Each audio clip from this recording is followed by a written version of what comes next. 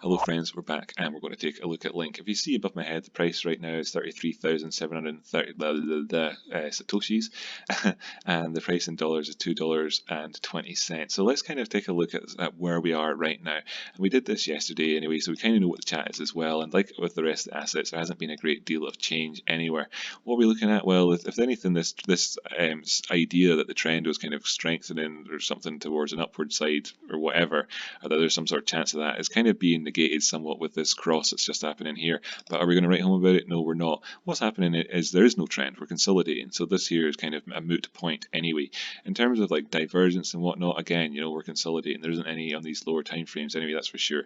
And what we're really looking to is whether or not we can get above that $2.30 price in order to have some upside, or if we remain below it. And if we remain below it, what does that mean that we're remaining below? It means that we're remaining below this 236 on the Fibonacci retracement, which is drawn in from the all-time highs to the all-time lows, and that's rather negative overall, in which case you could look down to lower down price targets. If I zoom right back in again, in fact go to 24-hour because it's easier to choose your targets there, I suppose, and then it don't get distracted by that 50 moving average. Of course, actually, the truth is that, you know, that there are moving averages in just below us, which could potentially act as support and help us as we're sort of consolidating here in and around an area which is a crucial area to break through. And consolidating at a crucial area like this is a good thing. Means you've thought about things in general. I'd like to see the prices move above here, and that would be good. I think it would be quite a healthy and strong way to do it, having had all this time consolidating beforehand with these lower time frame moving averages below us.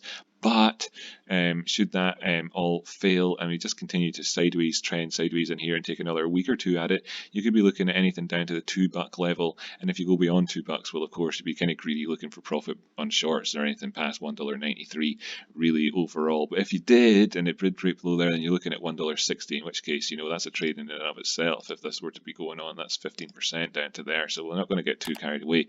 In the meantime, this is what we're looking to. And can we get above this area? In general terms, is it worth taking along from right here?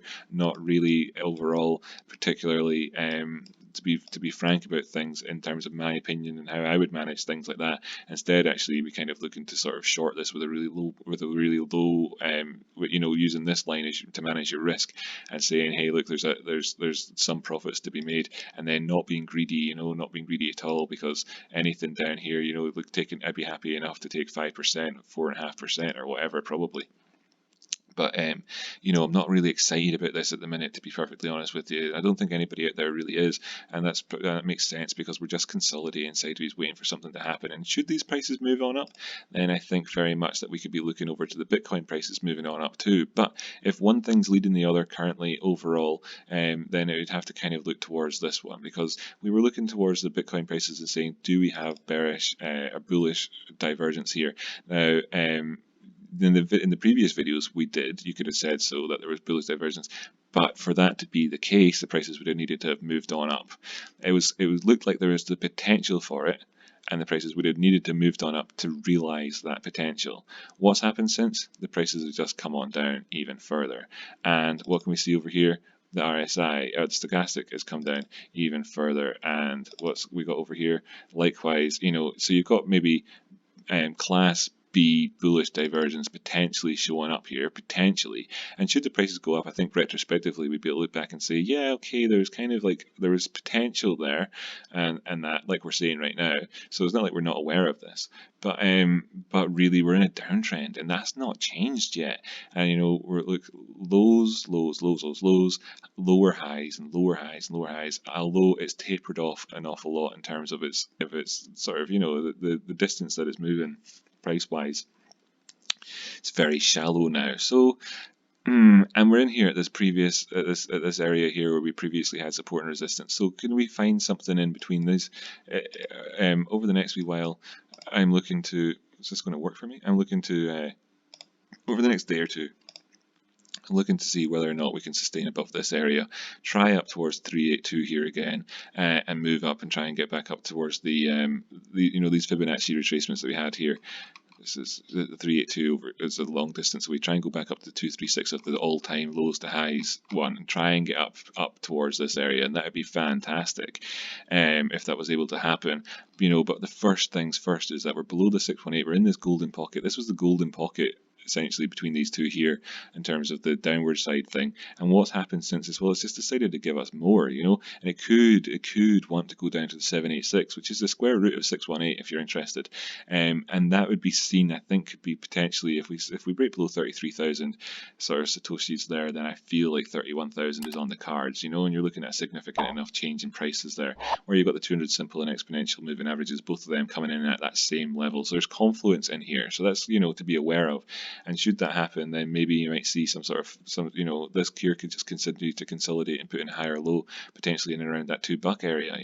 Likewise, if this were to break up above it, then maybe we would see this here having acted as support, so to speak, and us go back up and retry these areas again and get into that golden pocket, and then move up and say, look, we had all of the move. It even was a little bit generous with it, and now we can continue the upward trend, which is what would happen if you had a reversal around 618. It'd be the prevalent trend would be looking at would be this upward one to then continue on with, but break on down past it and things aren't very good looking. And of course the 786 and stuff like that is a decent area to have and bear in mind. And the 886, those are the kind of the Scott Carney wanted to sort of make out like he just kind of discovered them in his harmonics book.